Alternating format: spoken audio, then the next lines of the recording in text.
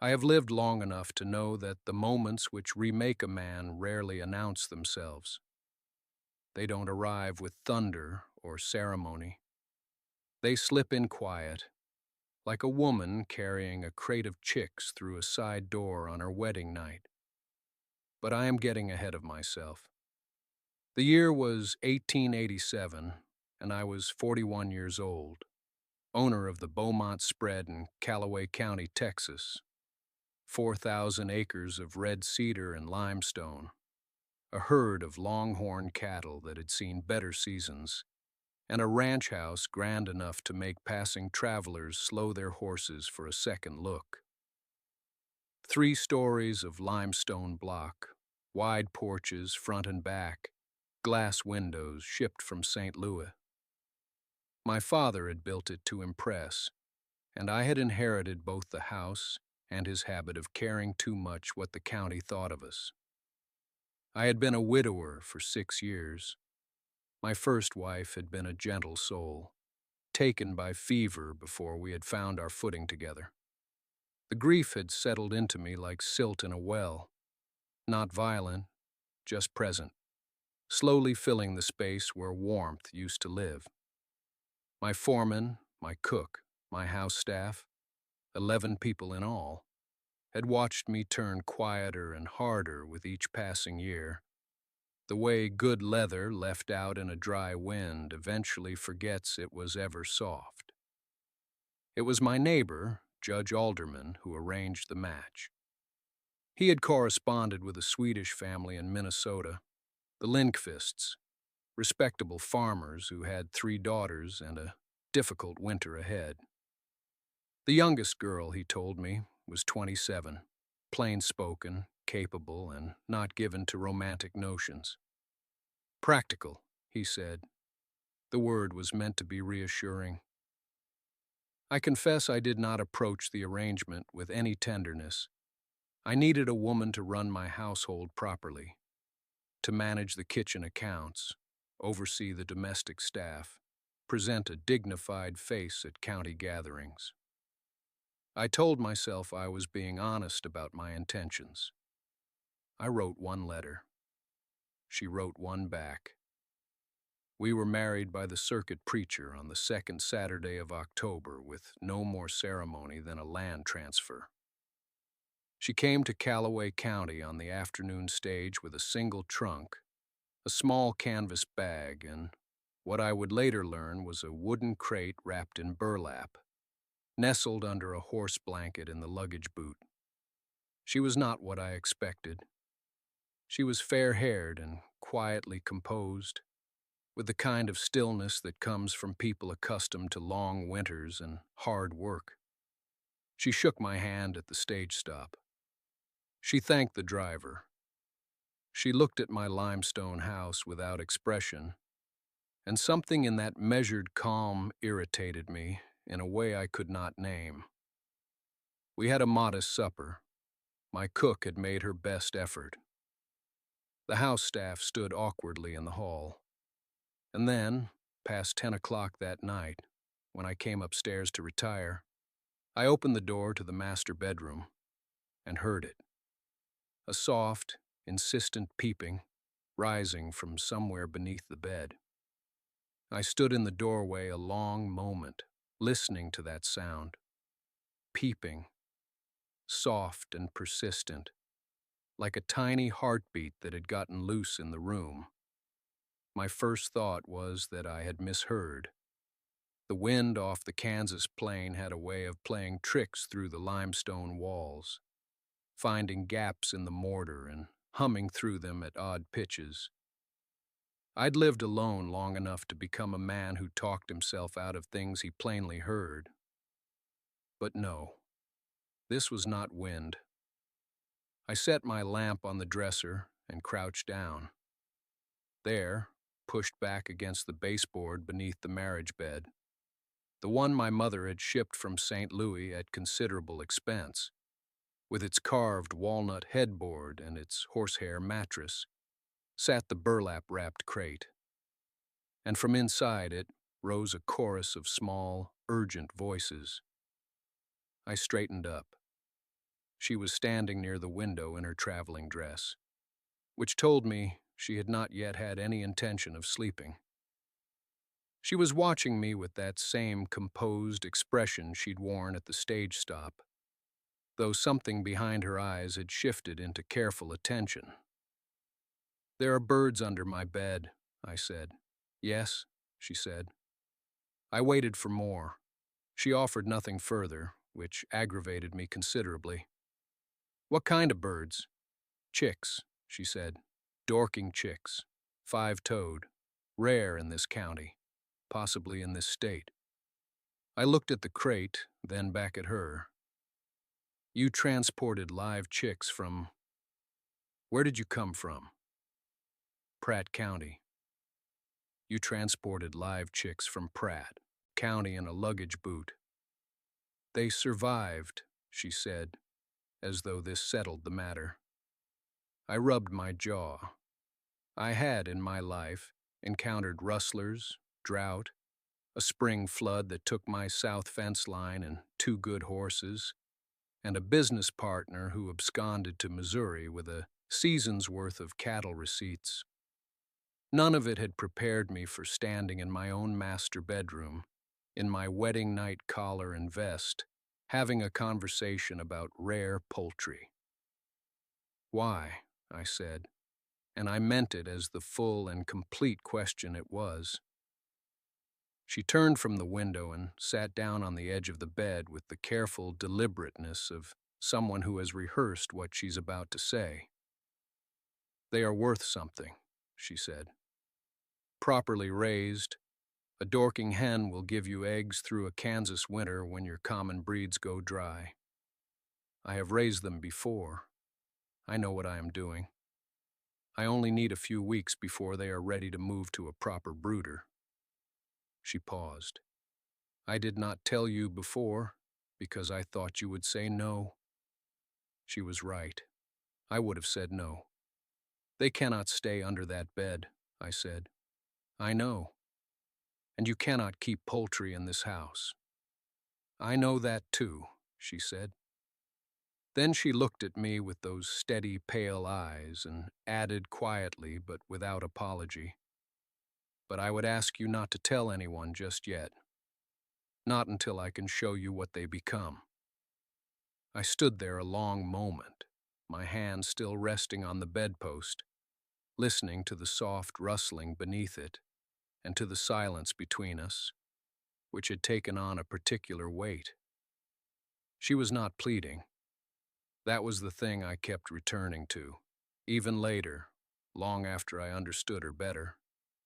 Another woman might have cried, or bargained, or smiled prettily to soften the blow.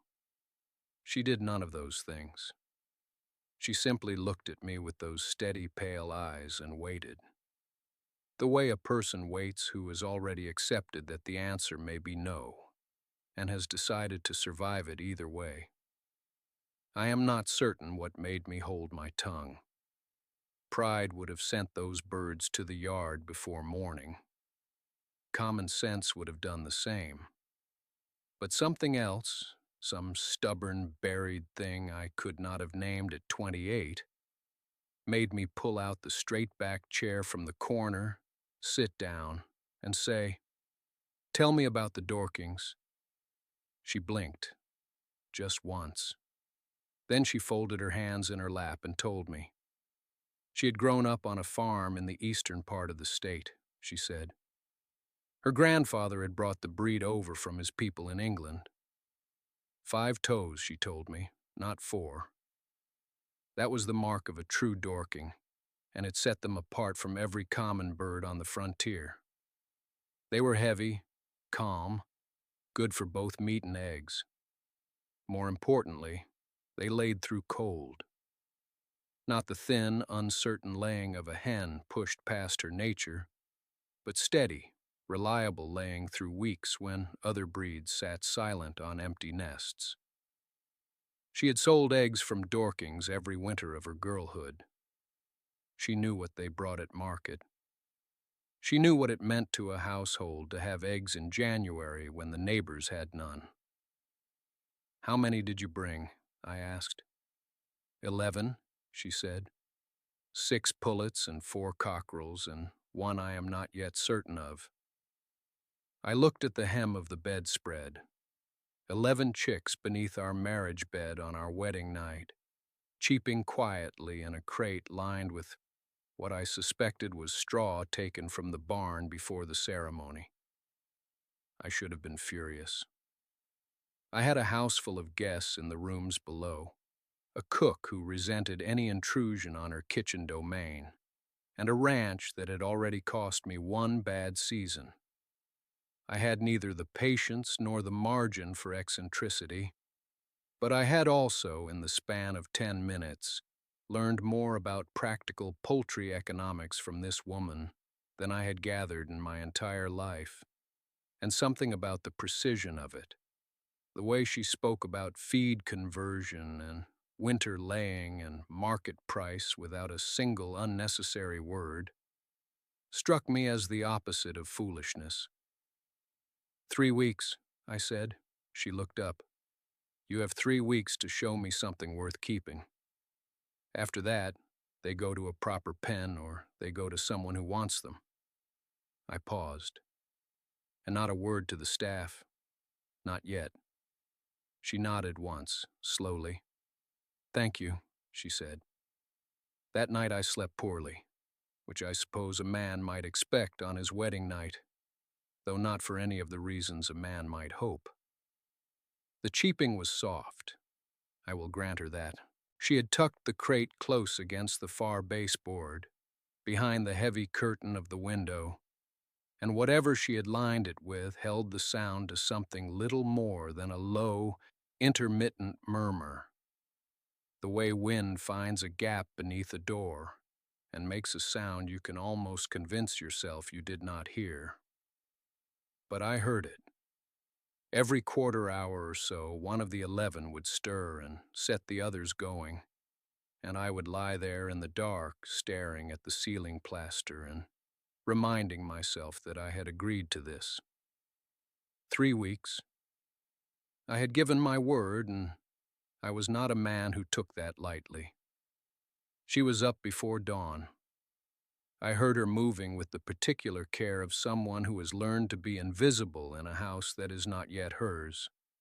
Stockinged feet, no lamp until she reached the far corner, the softest possible lift of the crate lid. I kept my eyes closed. I am not entirely sure why. Perhaps I did not want her to know I had been listening. Perhaps I wanted to see what she would do when she believed herself unobserved. She spoke to them. Quietly, in a language I did not yet recognize as the Polish her mother had taught her. Not baby talk, nothing cooing or performative, but something steady and low, the kind of voice a good stockman uses with a nervous horse. Settling words, words that said, I am here, all is well, be still. I could not understand a syllable of it, but the chicks understood perfectly, because within 2 minutes the rustling ceased. Then she was gone, slipping out with a small cloth bundle I assumed held feed, and I heard the soft draw of the door behind her. I lay there another quarter hour and thought about what kind of woman rises before sunrise on the morning after her wedding, to tend 11 chicks hidden under her marriage bed, speaks to them in her mother's language, and asks nothing from the man in the room but 3 weeks and silence. Not a frivolous one. I rose, dressed, and went down to the kitchen, where the cook, Mrs. Aldridge, was already at the stove with the particular territorial authority she wore like a second apron. She gave me a look that suggested she had strong opinions about newcomers to the household. I poured my own coffee and said nothing. When my new wife appeared 20 minutes later, her boots clean, her hair neatly pinned, she said good morning to Mrs. Aldridge with a composure that impressed me more than I let show. She did not ask to help. She simply moved to the far end of the kitchen, found the bread from the previous evening, and began slicing it without being invited or instructed. Mrs. Aldridge watched her the way a barn cat watches something it has not yet decided to trust. I watched them both, and I drank my coffee, and I waited to see what 3 weeks would look like. 3 weeks, she had said. By the end of the first one, I had stopped counting days. She had a way of making herself useful that never announced itself. She did not stride in with opinions about how the house ought to be run. She observed first, quietly, the way a good surveyor walks a piece of land before he puts a stake in it. She noticed that the butter was being made every other day when it could be made every third, saving time without sacrificing quality.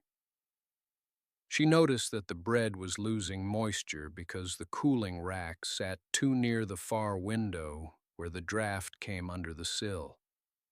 She mentioned neither of these things aloud. She simply adjusted them, and Mrs. Aldridge, being a woman of hard practicality beneath her territorial manner, took note without acknowledgement, which was, I would come to understand, the highest compliment she ever gave. Outside, my foreman Gideon had formed his own early opinion of her, which was roughly that she was a novelty that would not last the first cold snap. He was a lean, weathered man from Tennessee, who had ridden with cattle drives long enough to distrust anything new, including weather, horses, and wives, acquired in what he considered unusual circumstances. He did not say this to me directly. He said it to the fence posts while he worked, which in his philosophy was close enough to private. She went out to the south yard on the 4th morning. I watched from the window. She stood at the fence line and looked at the chickens we already kept, a tired, underfed lot of red-feathered birds that produced eggs on an unreliable schedule that had long frustrated my cook. She stood there for some time. She did not touch anything, did not call out to them, did not do anything a person would notice unless they were watching carefully. But that evening at supper she remarked, almost to herself, that the feed box was positioned against the wind's direction and that the birds were spending energy keeping warm that they could be spending on laying. I set down my fork. She looked up. There was no performance in her expression, no bid for my approval. She simply held my gaze with the patient steadiness of someone who has said a true thing and is willing to wait for it to be recognized. I told Gideon the next morning to move the feed box. He argued, briefly, as was his custom. I told him again. He moved it. By the end of the following week, the hens were laying 3 more eggs per day than they had the week before, and Gideon walked past me in the yard without saying a word, which was his manner of conceding a point. She had not once mentioned the chicks under the bed. Neither had I. But some mornings, before the house was fully awake, I heard her moving quietly in the upper room. The soft sound of a woman speaking low words in another language, tending to something small and alive that she believed was worth the trouble. I was beginning to wonder if she was right. Spring came to the valley that year like a man returning from a long illness. Slowly, uncertainly, with more gray in it than gold. The creek behind the barn ran high and muddy from the snowmelt, and 2 of my fence lines along the north pasture went down beneath a wet, heavy snow that fell in April and had no business doing so. I spent 4 days in the cold with Gideon and the hired hand restringing wire, coming in each evening with hands that felt like they belonged to someone older than me, setting them near the stove and waiting for the feeling to return. She was always there when I came in, not hovering, not waiting with the anxious posture of a woman hoping to be noticed. She was simply present in the way that a well-built room is present, solid, purposeful, adding warmth without demanding acknowledgement for it. There would be hot food. There would be the low sound of the house settling into order around her. And increasingly, there would be conversation if I chose it, or comfortable silence if I did not. It was during one of those silences, toward the middle of April, that I first heard her laugh. Not the careful, polite sound a woman makes in a man's company when she is still measuring the distance between them. This was a real laugh, sudden and unguarded, rising up from the kitchen where she was talking with the Basque girl who came twice a week to help with the washing. I did not know what was said. I did not need to. The sound of it moved through the house like light through a window that had been shut too long, and I found myself setting down my ledger and listening, and then feeling foolish for listening, and then not caring that I felt foolish. I was 41 years old. I had run a successful cattle operation for 14 years. I had negotiated contracts, survived 2 droughts, outlasted a cattle fever that had wiped out a third of the neighboring spreads. I was not a man who was moved easily, but I was moved. The following Sunday, she asked me, with characteristic plainness, whether she might make use of the empty lean-to shed beside the smokehouse.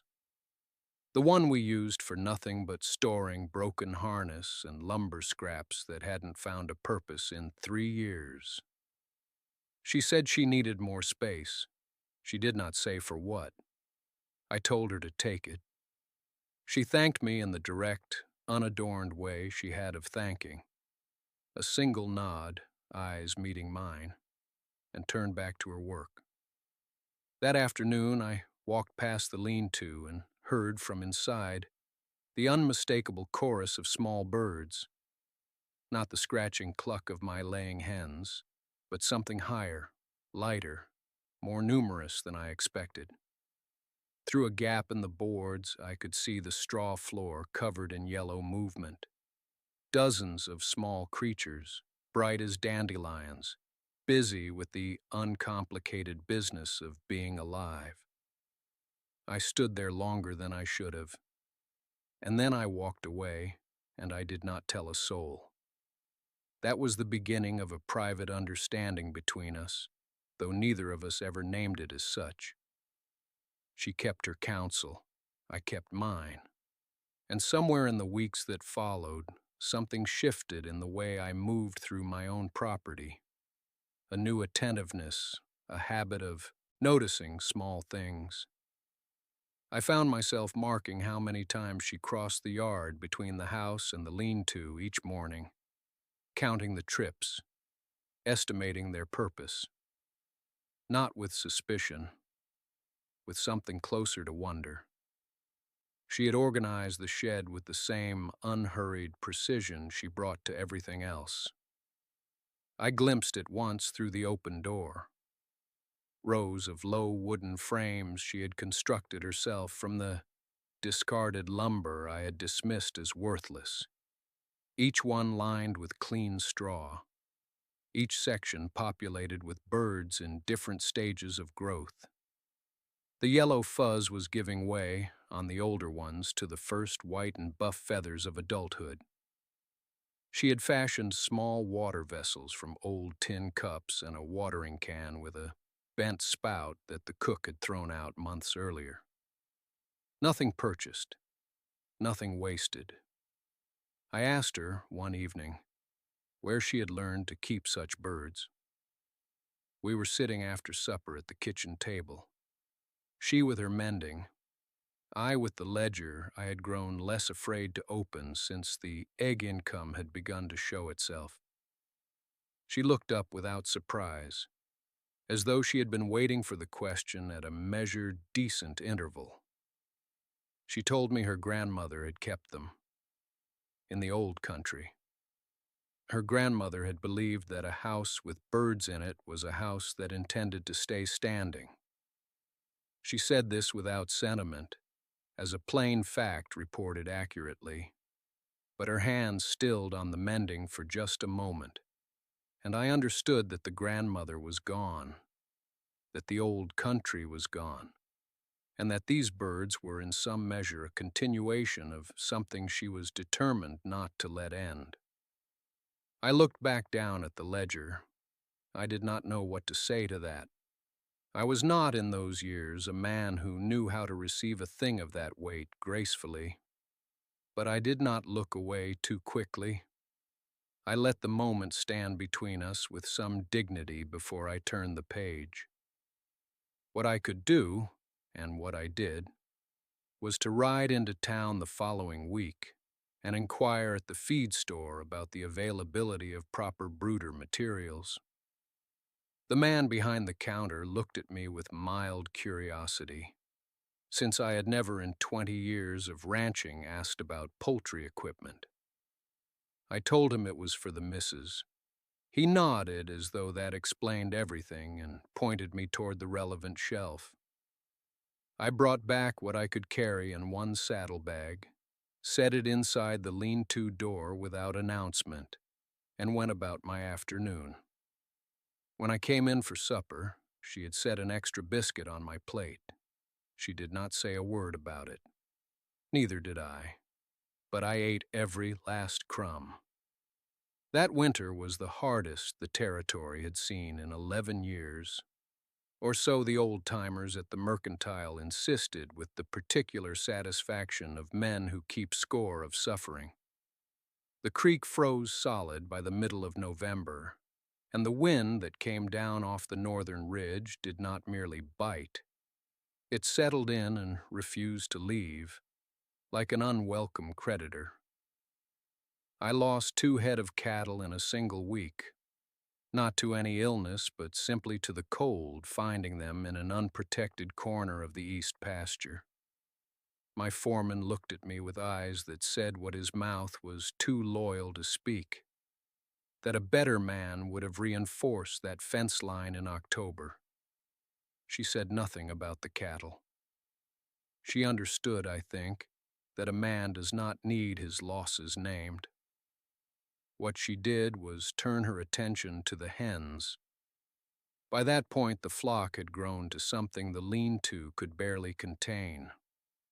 She had expanded it twice, using scavenged lumber from the old smokehouse wall, and she had insulated the whole of it with straw packed so densely that even on the worst mornings, when I could see my breath 10 steps inside the barn, the birds were producing.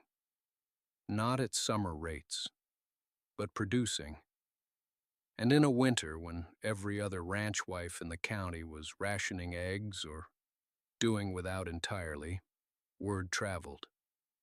It always travels in small places. The first woman to knock at our door was a neighbor from 2 miles east, a quiet soul with a shawl pulled tight and a basket over her arm. She asked, without any particular shame, whether we might have a dozen to spare.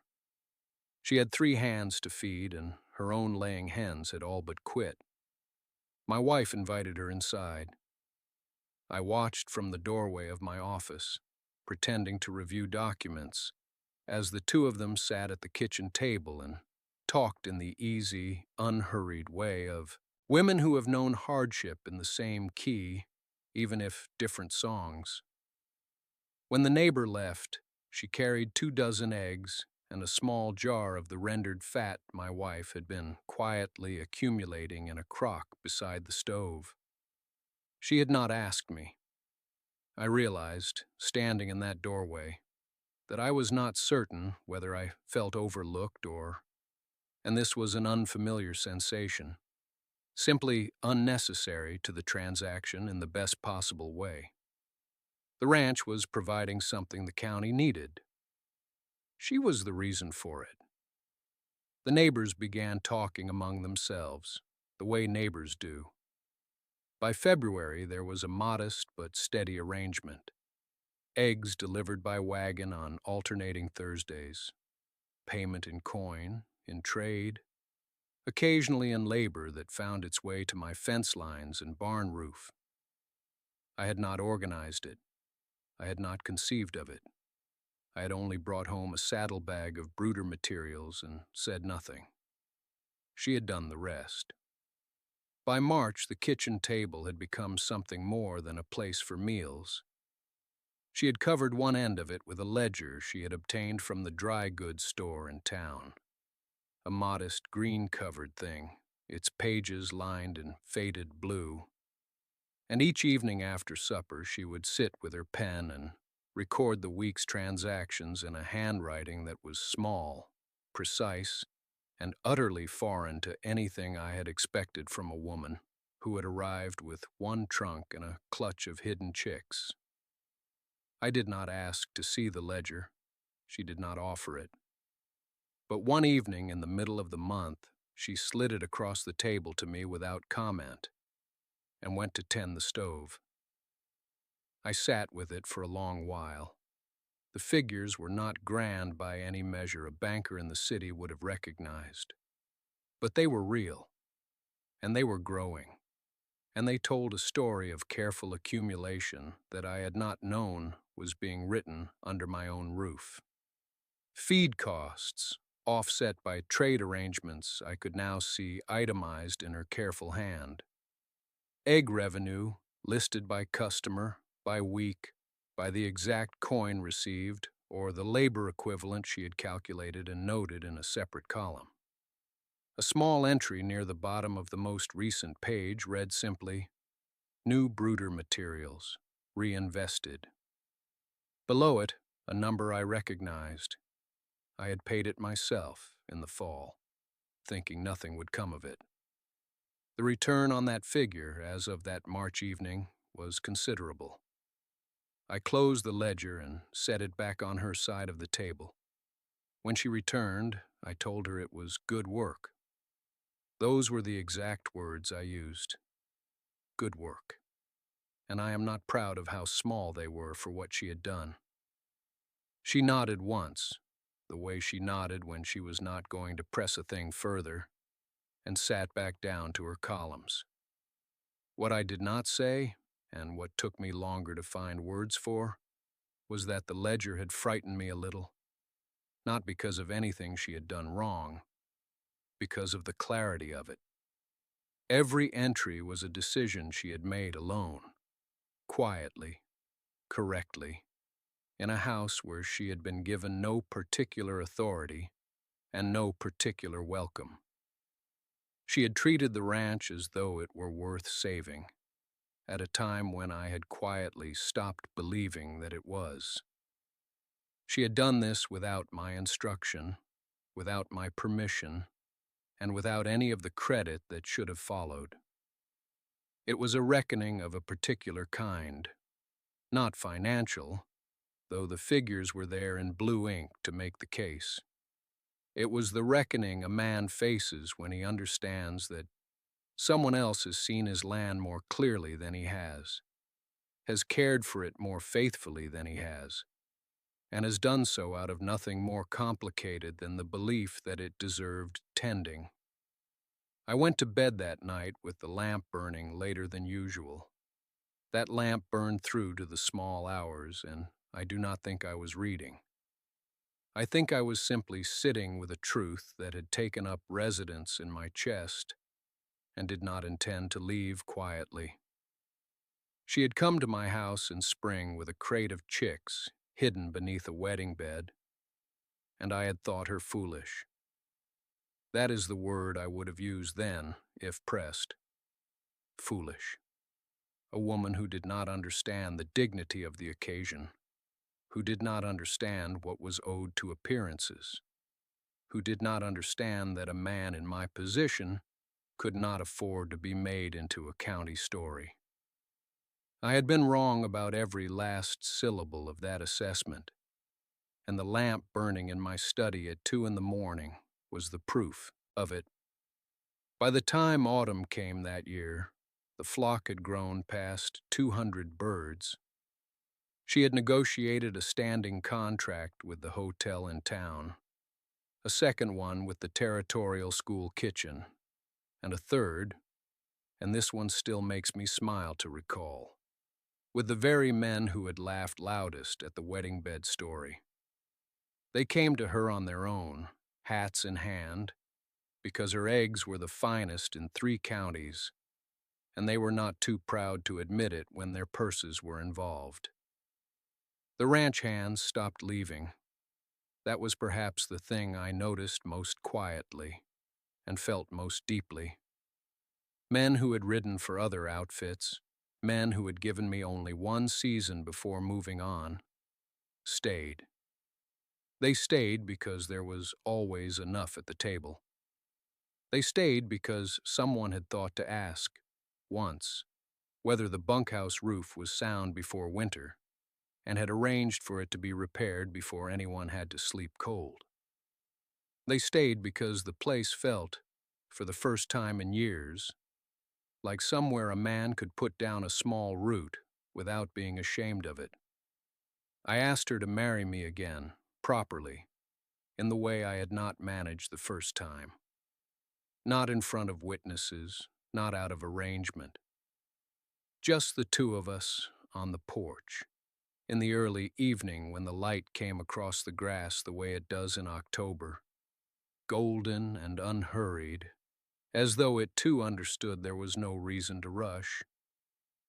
She said yes without hesitation and went back inside to check on her supper. That was the whole of it.